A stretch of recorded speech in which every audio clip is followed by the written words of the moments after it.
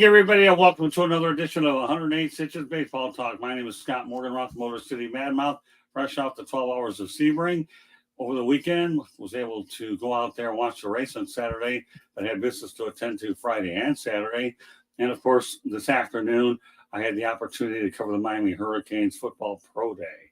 And among some of the people that was actually there was Las Vegas Raiders coach Antonio Pierce. Mario Cristobal was there, and, of course, Jason Taylor, who's the coach of the Canes. And it's really good to be able to go to these pro days and watch some of these athletes that weren't invited to the combine make an impression in front of the potentially their future employers. With that said, when I introduce my regular crew, well, you know about me, know about George Eichhorn. Welcome back, George. Hi, Scott. Hi, Mark. Good to be on again tonight talking baseball. And we got the barber, Mark Maradai. Welcome back, Mr. Barber. Hey, what's going on, everybody? Thanks for having me back. Love talking baseball with you guys. I could smell it in the air. I cut my grass. That's how excited I am for baseball season. Well, that's why you're one of the co-hosts on this show, Mark. I mean, I knew that when we certainly got to know each other a while back, but also at Cooperstown, New York. For a lot of you folks that want to understand the nature of networking, I met Mark through Twitter, and then we ultimately got together in Cooperstown, New York a few years ago. So networking is key, people. You can meet people at anywhere and ultimately meet them in person, and that's been the joy of Mark Maradai. All right, let me go over some topics. We're going to be talking a little bit of college baseball tonight, as well as some of the interesting Major League Baseball questions many of us want to know. The reason why I'm keeping this college baseball tonight is I'm going to mention it now. Arkansas pitcher Hagen Smith tied a single game school record for 17 strikeouts. But here's the catch. He only pitched 6 innings. 6 innings. With that said, George, unbelievable. Oh, my gosh. 6 innings and he got 17 strikeouts. Wow. Yeah, that's what you and Josh Bernstein feel the same way. All right, there you go, Josh. Welcome back, Blake. Good to have you, Josh. Good to have you, Blake. And these are my favorite peeps. Don't worry, they're going to be working their way on the broadcast. But yeah, Josh, wow. All right, George, 17 strikeouts out of a total. Can get 18. Unbelievable.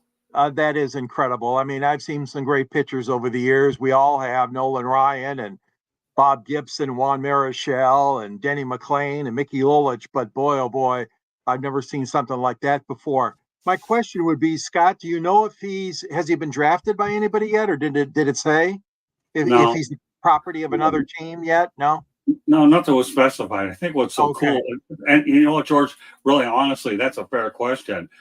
You know, so they wanted to focus on the stats. Sure. You know, and then of course we're going to find out. Hey, Jesse, how are you, buddy?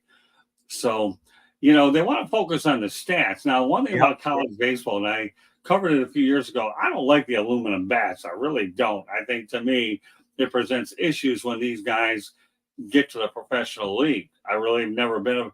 I think hitting stats can be a bit over exaggerated because you have the aluminum bat. But thankfully, we are talking about pitching. And this kid here throws 17 strikeouts. And you can strike out, as many as 18. And then you got a record that, oh, my goodness. My question is, what was his repertoire? Is he bringing smoke? Is he throwing over 100 every pitch? Is he throwing, has he got like a 4-pitch repertoire? Did they say anything like that? Because no, not at all. That's interesting. Let me mention a few things which I want everybody to know. Every now and then, if I get a good topic on, I'll get it from Instagram. So the things that you mentioned there, Mark, now I'm not saying it isn't at some of the other places. Where I was able to go ahead and find this piece of information was on Instagram, and I decided to screenshot it is what I did. So, and that's why I think it was a great thing to bring up, because think about it, 17 strikeouts in 6 innings. I mean, my goodness. That, to me, we'll find out what happens with Hagen Smith later on down the road, but that's still one quite accomplishment. I love our dream team in the chat room with Blake Lozinski, Jesse Stauber, and, of course, Joshua Bernstein. These guys are unbelievable. They follow what we do, and we're really, really grateful for what they bring to the broadcast. So No, but to answer your question, Mark, I don't have any additional information except that. Well, that's an incredible feat, guys. I mean, that really is. Now, there is an outside chance, as we saw in some college basketball recently, where teams were trounced because they were no good and they lost by 80, 90, 100 a point game in the college basketball. But still, even if this kid faced the Little Sisters of the Poor, the old joke used to be, he still deserves accolades. My goodness, 18. Oh, it's just incredible. Somebody's Well, got here, to you swing know the what? bat. Let me go ahead and mention Will Vogel. All right, now we got a little more respect. Hey, Will. When it comes to researching stuff, Will Vogel to me is as good as they get. But his Smith's first 15 outs were strikeouts with 12 coming from swings and misses. What does that tell you? Yeah. He's And either there, throwing let's- gas or he's throwing breaking balls. Well, let's ride the Vogel train from that, Mark, and then we'll continue to fit it in. It's a fastball that goes between 92 and 95 and as high as 98. Keep it up, Will. You're on a roll, or as they say in sports, you're in the zone. All right, Mark, go ahead before Will comes up with another one. Well, I was going to say he's either throwing gas, and I mean gas, and painting the corners, or he's throwing breaking balls that are busting about 15 feet across the plate, Yeah. because that's amazing to get that many guys swinging out. I mean, 17 strikeouts is a feat no matter what, like George said. Yeah. Well, An 85 here- mile an hour slider. Wow, Will, that's incredible. Yeah. Keep it up, What Will. else, Ray? Oh, here, you know what? I don't have. This is a show I don't have to do a lot with my voice. And Will's saving me the problem. Splitter. And a splitter in the upper. lane. Wow. Don't tell Thank me you, that. Will. He's Thank got you. good stuff. Yeah, don't tell Yeah. me that isn't something Hey, that Scout will salivate over. Good job, Will. Proud Hey, of you. Will, on that. while you're investigating him, can you look for us and see where he ranks in pitchers in college? Oh, here, you know what? Here he is again. I'm riding him. You know what, George?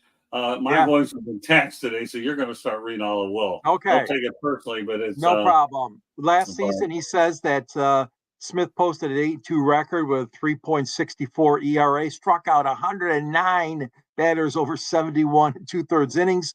Thank you, Will. Earning him All-American honors as a sophomore. Wow. All right, so Will's divulging his source. Let's put that up there as well. Uh, And, yep, MLB. MLB Network. Thanks, Will. They do That's good good work stuff. over there. Thanks, Will. Well, all right, here you go.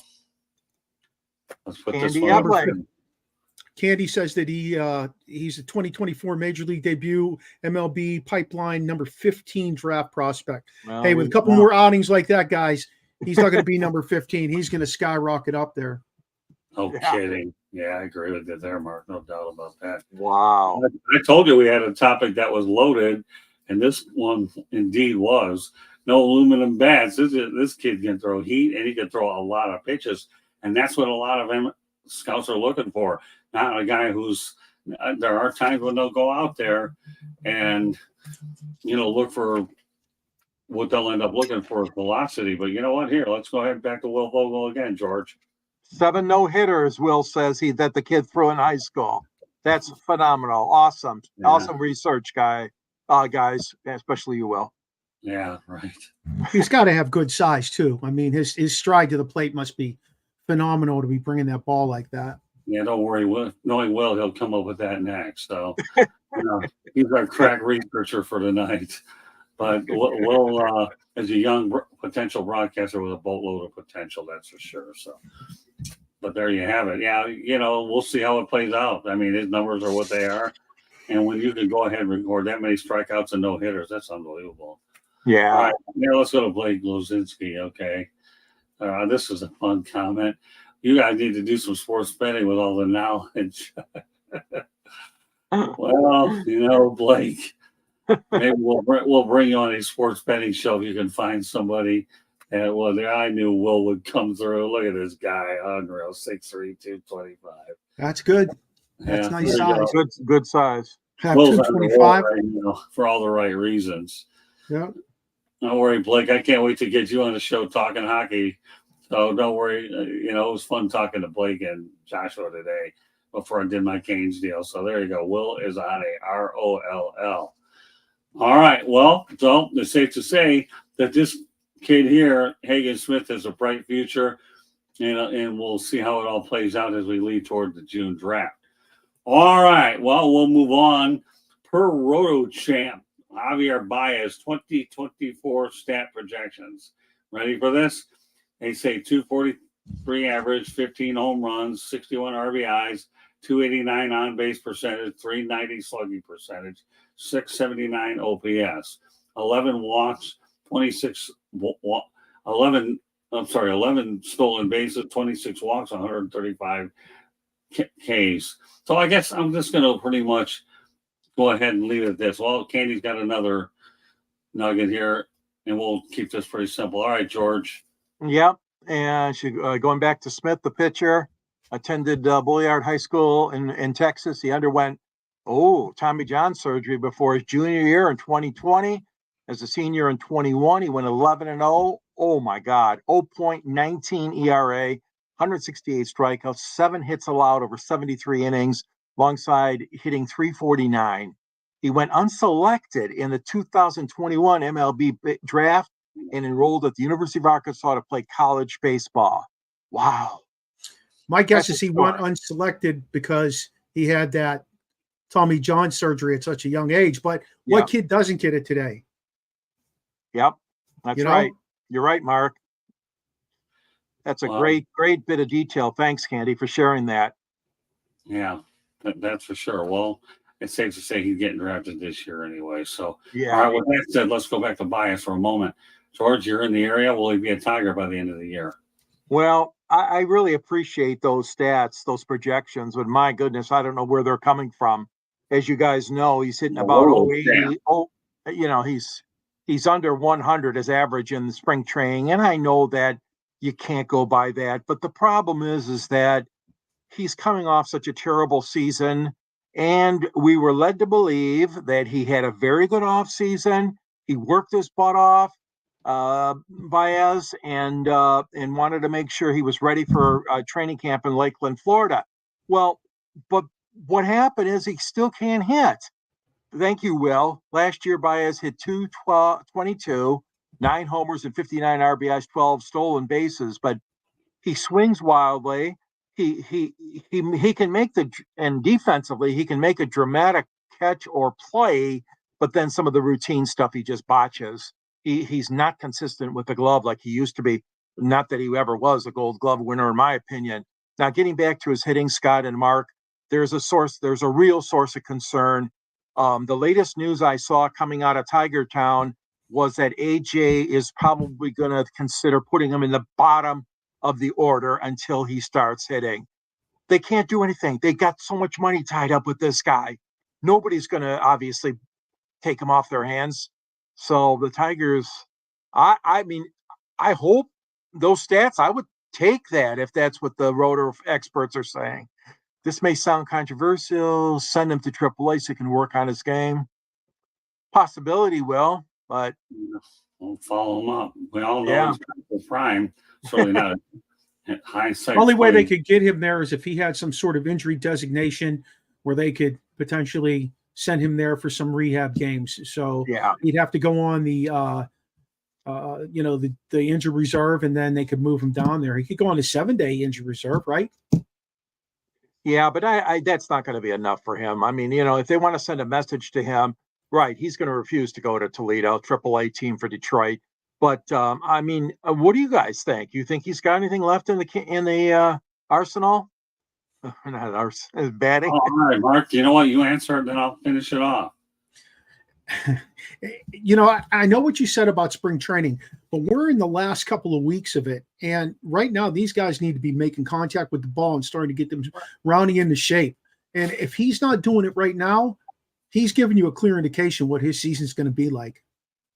You got a lot of money tied up in somebody who's showing you in spring training. Maybe he didn't come even ready for it.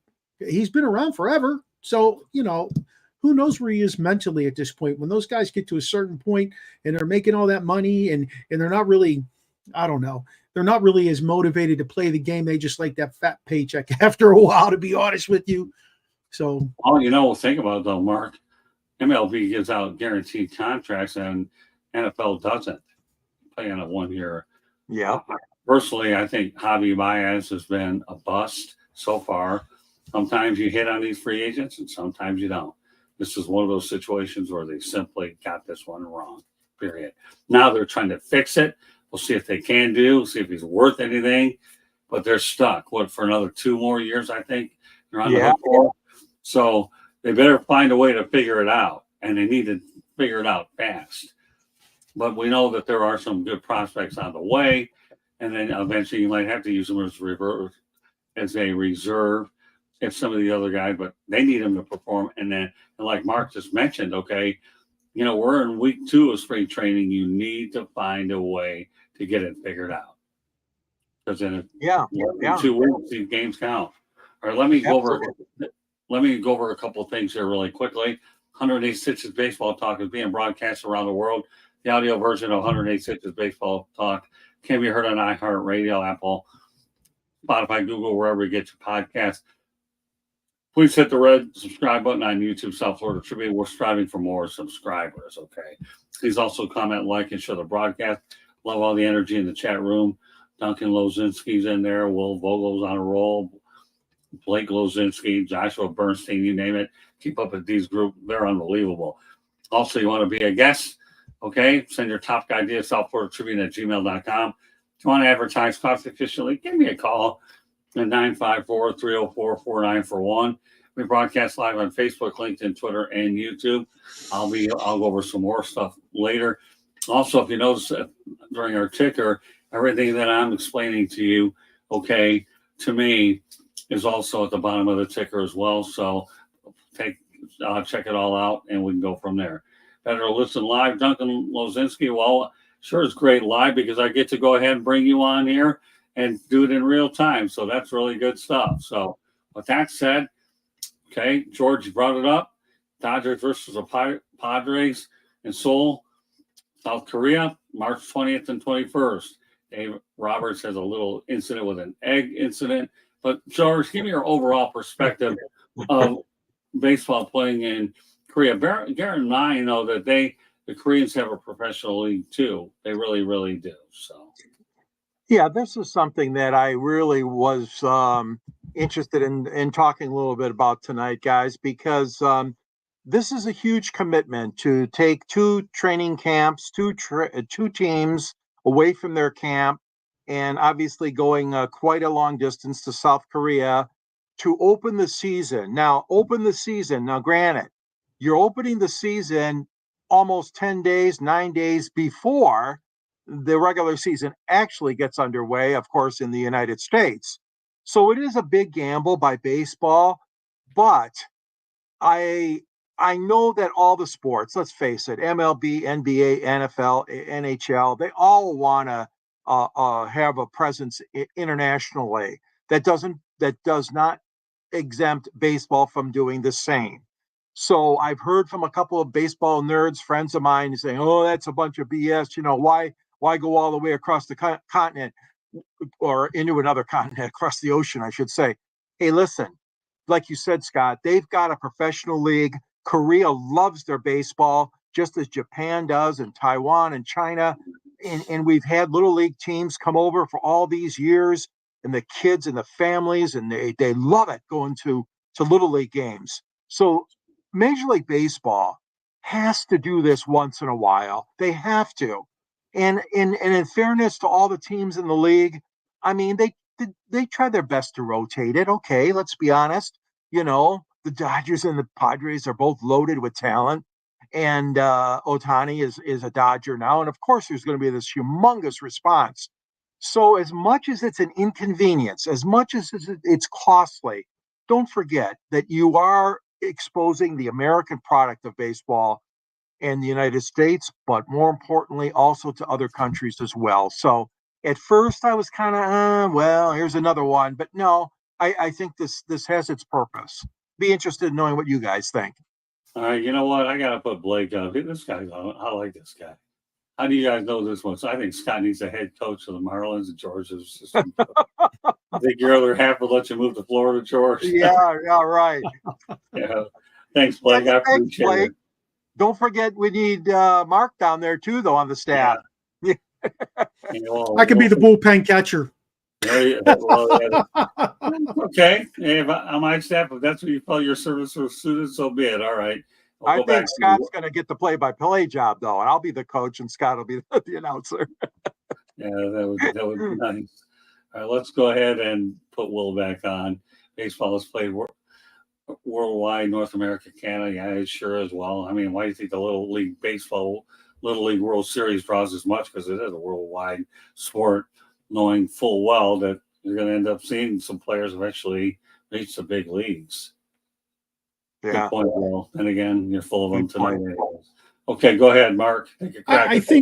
I think what's happened here is it's a great idea to take the game outside of the country. And I'm not talking Canada and I'm not talking Mexico. I'm talking about outside of the country to other places they do play baseball, because a lot of those fans want to see the guys who are playing Major League Baseball. I still think Major League Baseball is probably the premier product for so many of those places.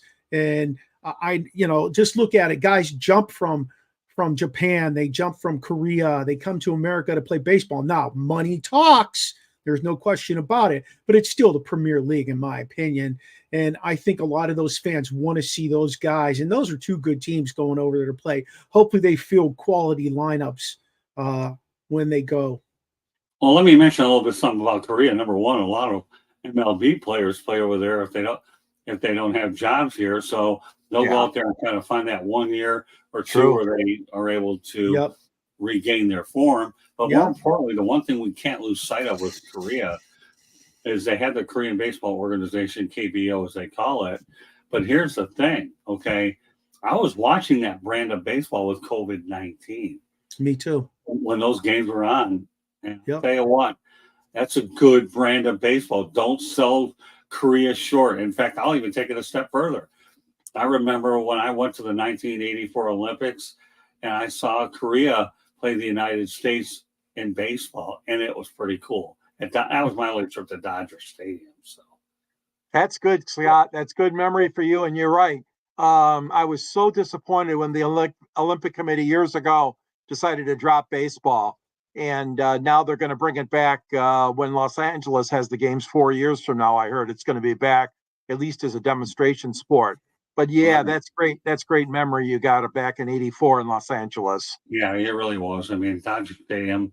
I'd like to get back there one day, hopefully. I don't know when, but I did make it there once. So we appreciate all the participation in the chat room. You guys are the best. All right, Mark. I mean, I don't care about the Dave Roberts incident.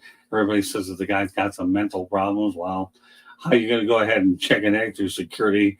Where in the United States, they look for far greater things than that. So, but Dave Roberts, whatever. I mean, things happen. Yeah. I'm with you, Scott. I'm looking at it as an isolated incident. I mean, I don't know. You don't like Dave Roberts as a manager. I know. We used to have somebody on this show previous, and one of the commentators, and he couldn't stand Roberts. He wanted him fired. But everybody's got an opinion. But yeah, I think this guy's got perhaps a screw loose, to go and try to egg the manager after he arrived in Seoul. Well, Josh bursting is another word. He had schizophrenia. Yeah, Josh, is what I guess I'll use the old cliche, you're in the ballpark, pun intended. So there you go, Josh. Good stuff. You never know. I mean, throwing an egg, I'll leave it at that. Mark, anything you want to say to wrap up the topic? No, I mean, these guys, some of them will just do anything they can to get some attention when they come out of the spotlight. And who knows what he was thinking? Who knows? He wants guys like us to talk about him. That's what he wants. We are. Yeah. We are, right? Yeah, exactly.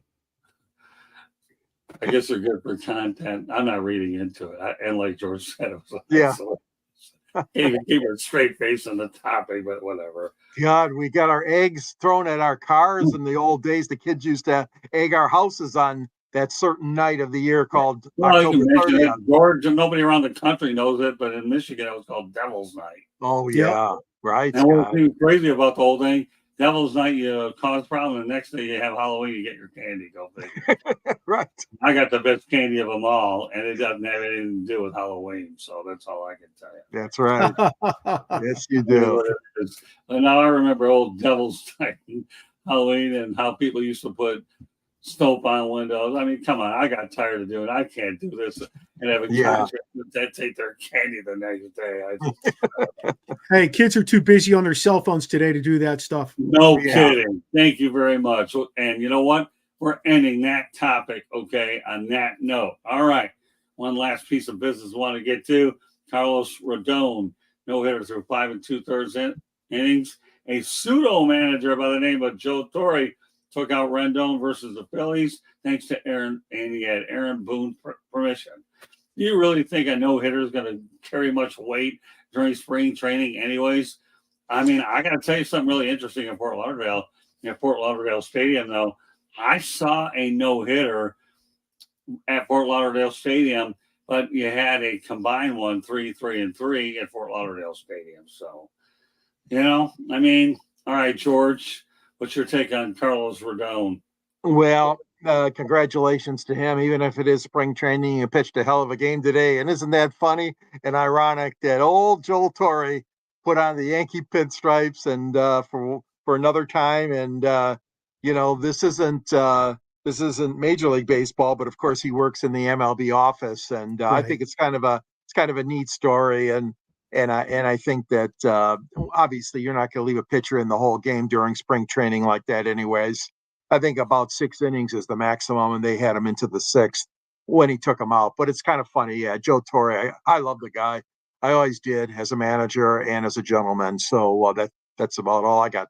Yeah. Let's go back to Jeremy. Thanks for being on here, Jeremy. Get used to Bernstein and the Lozinskis. You're going to be on a future show with them, TBD on the date. Well, if you want to go out there and talk about how bias, Javier Baez, Jeremy come up with one straight trash. And this is a guy who's the maker, okay, of Matt Patricia. But I said it, Jeremy, not you, so you're okay. So, but tell me how you really feel about it, anyways. Back to, and of course, Joshua riding the Ballrick train, Smoking Jay. Yeah, I don't know what these other symbols are, so I can't do it. Nice to see Rodon play well after struggling last year. To see him play well this year. Love Joe Torre. I'm a Yankees fan. That's good stuff. Well, all right, go ahead, Mark. I thought that was a really nice. I thought that it was a super nice gesture by Aaron Boone to let him go ahead and have the reins, go out and make the hook on that play. I don't think it was about the no-hitter, though. I think it was the fact that, you're bringing out a legend to make the hook on a guy who was the way I looked at it and read into it was he was starstruck when Torre came out. Torre gave the motion in the bullpen. I think he motioned for a righty, whatever it was. But Rondon was pretty much starstruck that Torre came out. My wondering is, is this going to be something Major League Baseball lets happen quite a bit with old managers and things like that to continue to spark people to get more interested? I know, Scott, you said that, there's always movie stars and musicians and stuff that go to the ballpark and play an inning, whatever. But, I think this is a different thing. You're talking about a guy who's a legend in the game. I know if I was a player out there and he came out and I had no idea what was going on, I would absolutely be dumbfounded too. So I thought it was really neat. Well, dumbfounded, but remember the key words though, Mark, okay? Spring training. Yeah. Yeah, here, you know what? Okay, well, this one's worth putting on. I can. Oh, come on. Come on. Great minds think alike. Oh, my God. Scott, Mark, I was going to say the same thing. Thank you, Will. You took the words right out of my mouth. Jim Leland going into the Hall of Fame. Out of your mouth because you never said it in the first place. He did. Give credit where it's due. It's Will Vogel. All right, Will. Glad to have you on. We appreciate you being on. So looking forward to catch up with you later. Thanks, Duncan. God bless. All right, now, George, you didn't have it out of your mouth. Let's just give Will Vogel his props here, man. And, of course, now he wants to talk about Tony La Russa for the Cards. Hey, I got a good story for you about Leland, though. When Detroit was playing the Pirates, I think it was last year they played them. The one radio station there wanted to call it the Jim Leland series, and whoever won the series got a bronze-plated ashtray. That's a good one, Mark. He was so notorious for for Smoking Jacks, man. It was crazy. Oh yeah, the Marlboro man. He's got all kinds of nicknames, but Yeah. yeah, I mean, he's going to the Hall of Fame this year. They are going to have a day for him at Comerica Park in early August. So maybe that would be a good occasion for the Tigers, AJ Hinch, to let Leland in on making a pitching change or something. So Yeah, but a good absolutely. idea, Will. All right. Well, Jeremy, going on his channel. So, anyways, thanks for popping in. Peace, And, brother. Yeah, and you know what? Peace. Well, we know you can go all day. Every now and then, folks, Will Vogel does appear on Fire Up on Thursday night. So and you can see him in our chat room. Will, just a wealth of knowledge.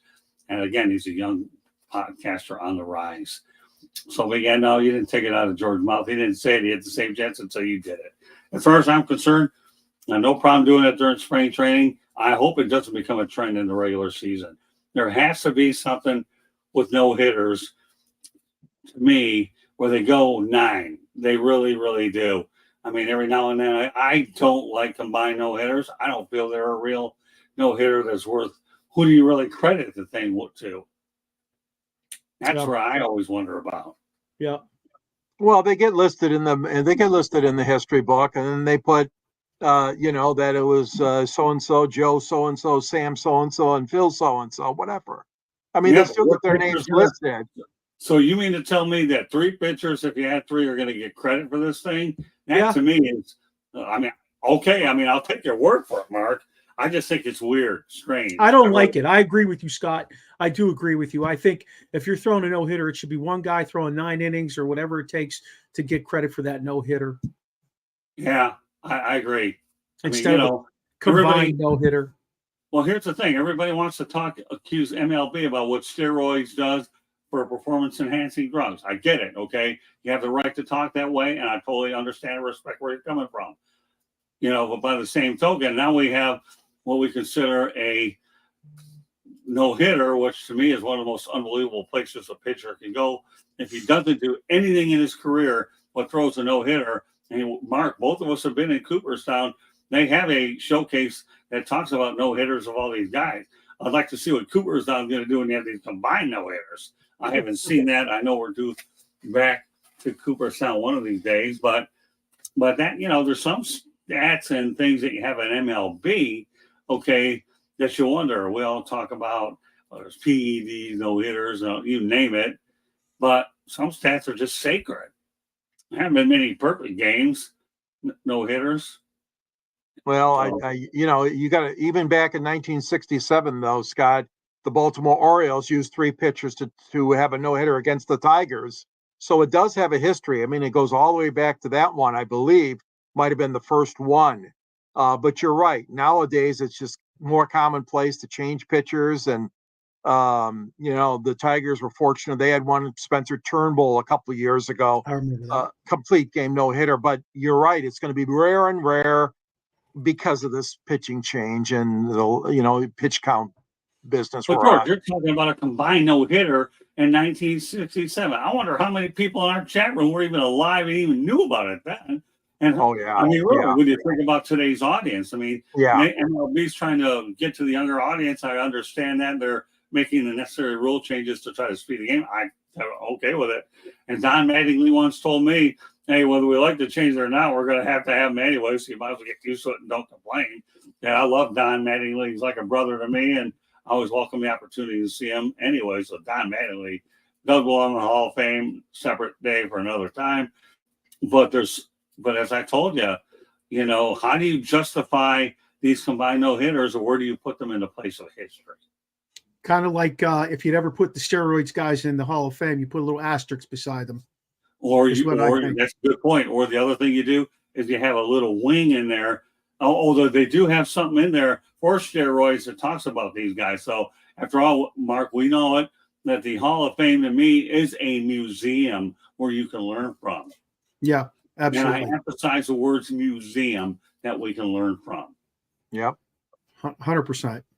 100%. All right, let me talk about some other business. We have a website out there, www.southfloridatribune.com, Twitter /X @Tribune South. Candy Evelyn is behind the scenes as well as producing the show. I do have a book out there called Lessons from the Microphone, Tuning into the Enduring Wisdom of Visionary Leaders. It is now available on Kindle, Amazon, and Barnes and Noble, and we're working on getting more and more media distribution as well. But Barnes and Noble is the latest one. This book pretty much talks about old school media versus new school media, and I think it's really fascinating when you compare the different eras and all that. I think it just blows me away. So with that said, I hope it's a very inexpensive. You can get it, the ebook, whatever you want to do. But I hope everybody, if you don't know anything about the industry, everybody can benefit from this book. So with that said, okay, as we wrap this show up tonight, George, why don't you let everybody know how they can get a hold of you? Yeah, your best way to reach me is on the South Florida Tribune. You can read my articles under the Motor City Tribune.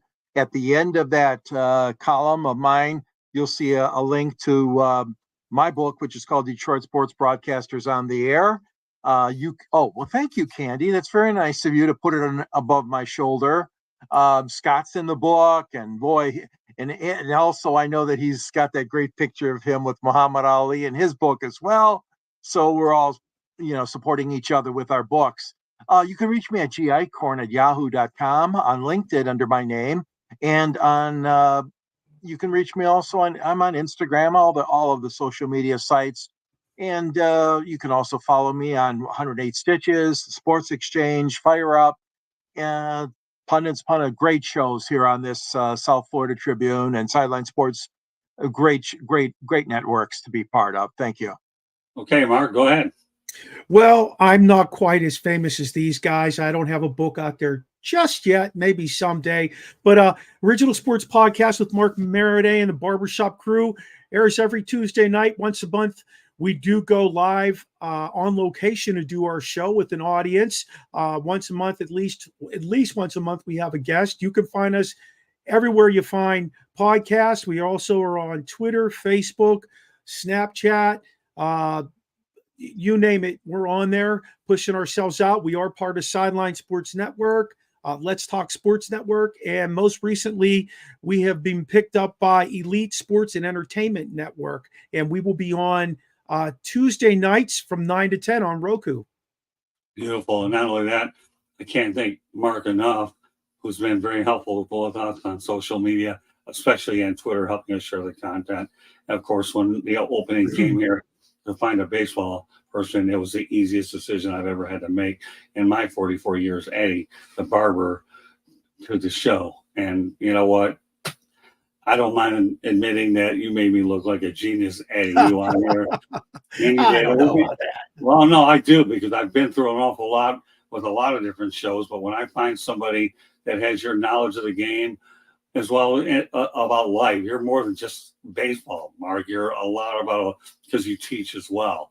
Right. And I know that for one thing, that when you have a guy who's a teacher and then does all this podcasting stuff at night to have fun, I got to know him well in Cooperstown. I know the individual that I was thankful to meet. I don't meet everybody. It's hard to meet everybody that you come in contact with, but if it works out, it does. So yeah. But the power of networking got Mark and I together, and now Mark is a permanent part of what we're doing here. Catch us on Monday nights. Our normal time slot is around 8:15. But today I was very busy with the Miami Hurricanes Pro Day, so I pushed the show back by about 15 minutes to take care of business at Coral Gables. So, like velocities, you got to take care of your media distribution partners, and that's what we try to do. But meanwhile, we're on Monday nights. These are my two guys, and we'll bring on guests, so stay tuned. So meanwhile, on behalf of George Eichhorn, the barber Mark Maraday, my name is Scott Morgan about the Motor City Man. I'll thank you for joining us. I want to thank once again everybody that participated in the chat room. You guys are the BESD, and we look forward to seeing you again on other shows. So good night, everybody, and we will catch you the next time. Bye now. Right.